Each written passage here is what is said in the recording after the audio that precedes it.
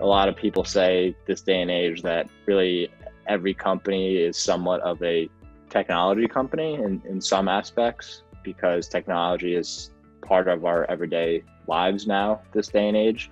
So if you're not really looking at newer technologies to help with your pain points and help solve some of your internal problems and external problems for your customers and employees, you're missing some opportunity where you could be either generating more revenue or really helping your employees or customers in a significant manner by alleviating their pain points and allowing them to do their job quicker or allowing your customers to get information quicker. So to be more specific about what you can actually gain by implementing these technologies, first, we can talk about sales, increasing your conversions. So going back to retail, using augmented reality, for example, where you can have virtual try-ons or the ability to virtually show the product in your living room or in whatever it may be, whether you're selling like furniture or something of that nature where it's going to be in a person's home. Anything to kind of push them farther to see what it could look like versus just a photo of the product on someone else's wall or living room. It's going to increase conversions and it's going to increase your sales depending on how robust and how integrated that the AR experience can be. So that's one sample. Next is retention.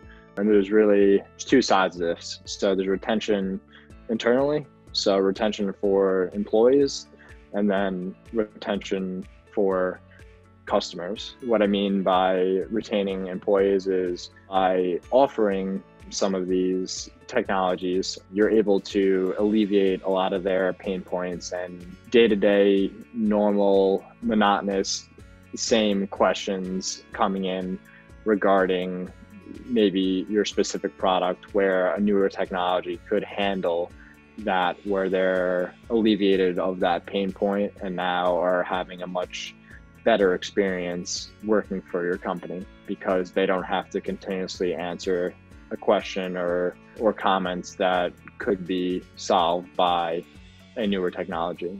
And then on the consumer side, consumers you always need to grab their attention in terms of like actual attention span and keeping people engaged. It's growing harder and harder with so many different devices and touch points for them. So having new great technology that's easy for them to use allows them to, for example, going back to real estate, where instead of having to go to 10 different houses and look around, if I can be given a link that has 10 virtual reality experiences of every single house where I can see real photos of the house by just clicking around the hot spots of that home, I can do that in probably 20 minutes to an hour, depending on how in depth I'm getting as a customer. And that's saving me generally 1 to 2 days if I have to see 10 houses. So if I can right away say, okay, I like 2 out of these 10, the real estate agent or broker will get an idea of your taste, and right away you'll be able to actually interact and get through that sales process quicker, which in turn goes back to a happy customer. And also as the broker and agent, you're going to get that sale done quicker if you're putting in that upfront work to use technology like that.